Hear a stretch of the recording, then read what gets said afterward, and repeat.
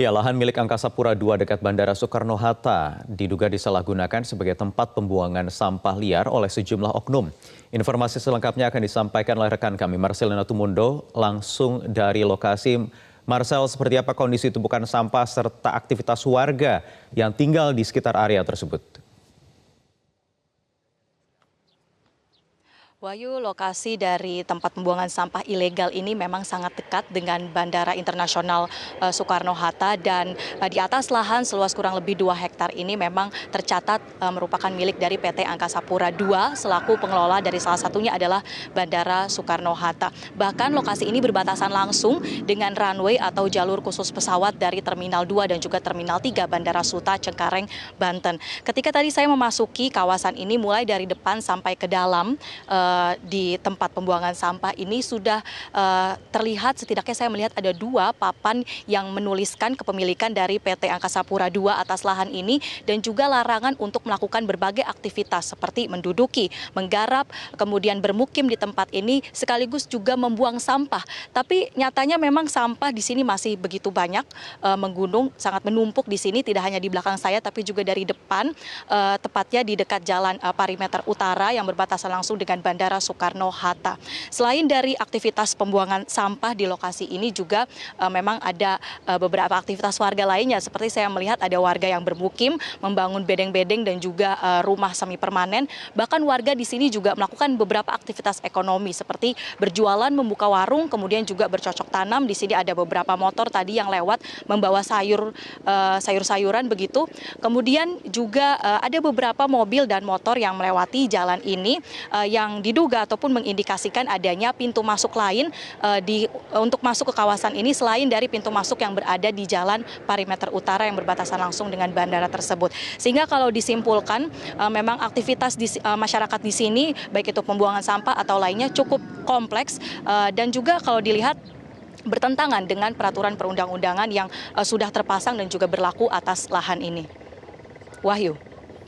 Ya, kemudian sebenarnya kalau tadi Anda katakan ini ilegal, apa upaya yang sudah dilakukan oleh pemerintah setempat? Hampir 10 tahun kabarnya. Ya benar sekali Wahyu bahwa memang keberadaan dari TPS ilegal ini sudah diketahui kurang lebih 10 tahun yang lalu. Upaya dari pemerintah setempat baik Pemkot, kecamatan hingga kelurahan ini sudah bersinergi sebenarnya untuk misalnya menutup pintu masuk ke lahan ini sehingga tidak bisa dimasuki oleh truk pengangkut sampah. Namun silih berganti beberapa upaya yang dilakukan itu tetap saja ada misalnya jalur ataupun pintu masuk lain yang dibuka ataupun pintu yang sudah ditutup ini kemudian diterobos. Selengkapnya saya akan berbincang dengan camat dari Kecamatan Neglasari, Bapak Ubaidillah Ansar. Selamat siang Bapak. Selamat siang. Sebelum kita berbicara lebih lanjut Pak terkait upaya pemerintah setempat, sebenarnya apa dampak yang ditimbulkan dari adanya TPS ilegal ini? Dampak yang paling pasti adalah suasana masyarakat kita pasti agak kena bau. Karena memang baunya sangat luar biasa, kita di sini ini efeknya luar biasa. Kemudian di samping itu mungkin juga ada efek lain terkait dengan masalah air bersih dan lain sebagainya. Ini pasti berdampak ke sana. Nah oleh karena itu kita selalu simultan sama Pak Lurah, sama masyarakat bagaimana upaya ini harus sudah selesai. Karena tahun 2016 saya sudah melakukan upaya bagaimana semua stakeholder turun ke sini menutup jalur ini, tapi ternyata ya kayak begini lagi. Jadi harus duduk bareng antara kami, pemerintah Kota Tangerang dengan pihak Bandara Soekarno-Hatta untuk menyelesaikan ini.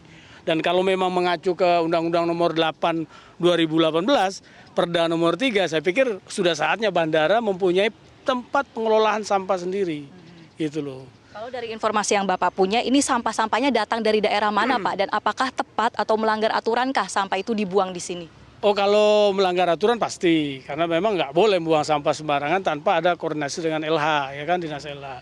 Kemudian yang membuang di sini kebanyakan memang di luar Kota Tangerang.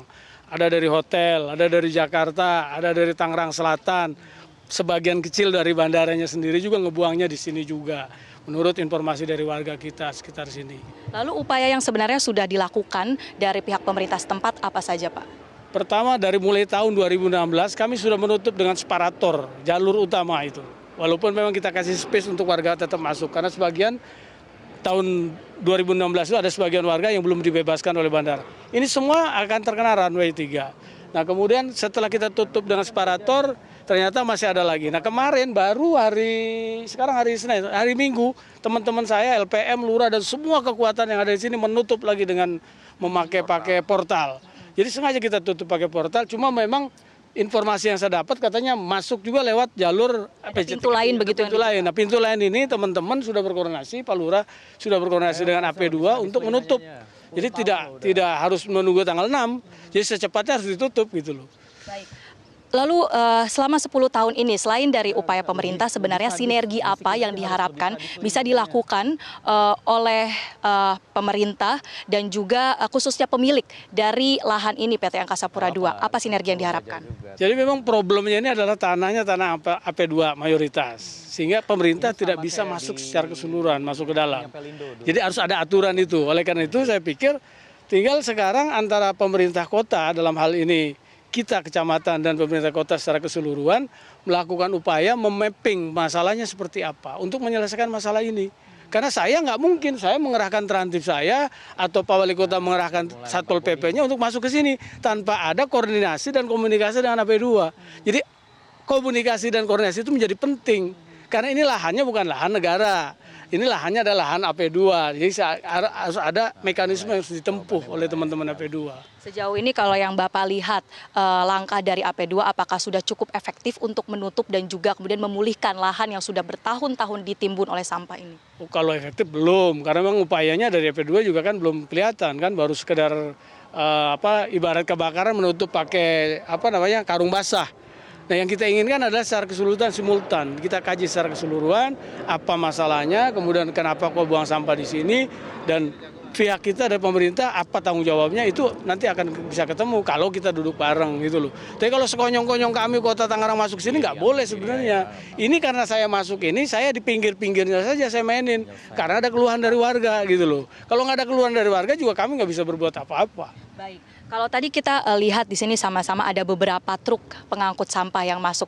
Padahal di depan sana itu sudah ada portal yang cukup pendek begitu. Sebenarnya itu truk dari mana? Kemudian apakah ada misalnya pungli atau keuntungan yang didapatkan oleh warga yang berada di sini karena sampah-sampah ilegal yang masuk? Kalau dari sini sudah pasti tidak bisa masuk. Ini jalur yang ada di PJTKI. Mereka masuk lewat situ, lewat belakang, sebelah barat. Kita juga akan coba dalami siapa yang membukanya itu. Tapi tadi barusan kita bersama dengan teman-teman AP2 untuk menyelesaikan itu. Dan nanti akan secara permanen kita portal. Gitu. Kalau soal tadi Pak, apakah kemudian ada keuntungan dari oknum-oknum tertentu yang mereka dapatkan dari selama 10 tahun adanya TPS ilegal ini? Ya kalau keuntungan udah pasti ada. Karena orang yang membuang sampah itu pasti ada kontrak dengan oknum-oknum itu kan. Satu mobil berapa kali mobil, berapa hari dan lain sebagainya. Kemudian setelah nyampe di sini juga dipilah lagi oleh para pemulung. Pemulung juga bayar juga per mobilnya berapa. Sudah pasti ada sirkulasi uang di situ. Cuma problemnya adalah ini dinikmati oleh oknum. Ini yang perlu kita selesaikan sama-sama. Artinya kan jangan sampai istilahnya gara-gara oknum warga saya yang jadi ketampuan kan.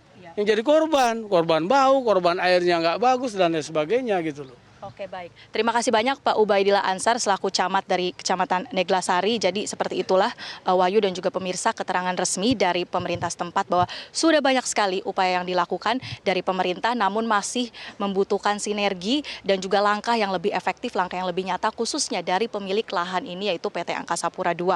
Mengingat memang kalau bisa dikatakan sampah-sampah di sini juga beberapa diantaranya datang dari wilayah bandara, kemudian juga bagaimana sebenarnya bandara bisa memiliki tempat pengolahan ataupun pembuangan sampah secara khusus agar tidak merugikan lingkungan sekitarnya. Demikian Wahyu, kembali ke Anda di studio. Baik, Marcelina Tumudo melaporkan langsung dari Tangerang, Banten. Ya, lahan milik Angkasa Pura II dekat Bandara Soekarno-Hatta diduga disalahgunakan sebagai tempat pembuangan sampah liar oleh sejumlah oknum. Informasi selengkapnya akan disampaikan oleh rekan kami Marcelina Tumundo langsung dari lokasi. Marcel, seperti apa kondisi tumpukan sampah serta aktivitas warga yang tinggal di sekitar area tersebut? Wahyu, lokasi dari tempat pembuangan sampah ilegal ini memang sangat dekat dengan Bandara Internasional Soekarno-Hatta dan di atas lahan seluas kurang lebih 2 hektar ini memang tercatat merupakan milik dari PT Angkasa Pura II selaku pengelola dari salah satunya adalah Bandara Soekarno-Hatta. Bahkan lokasi ini berbatasan langsung dengan runway atau jalur khusus pesawat dari Terminal 2